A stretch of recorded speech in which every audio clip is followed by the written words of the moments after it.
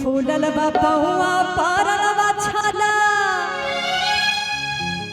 अरे करल काहे तूने फूलल बा पहुआ पारल बा छाला अरे करल काहे तूने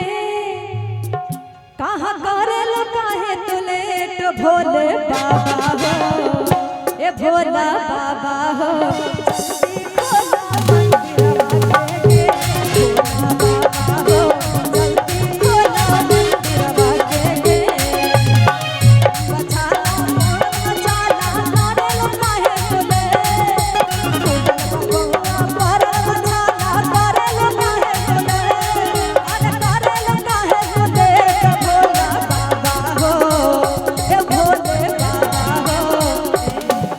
सभी बम एकदम स्वस्थ है और सुस्त भी है, नींद लग रहा है आप लोग का आ रहा है। झूमना चाहेंगे तो आ जाइए,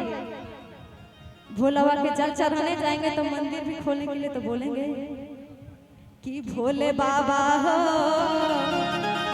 ए भोले बाबा हो।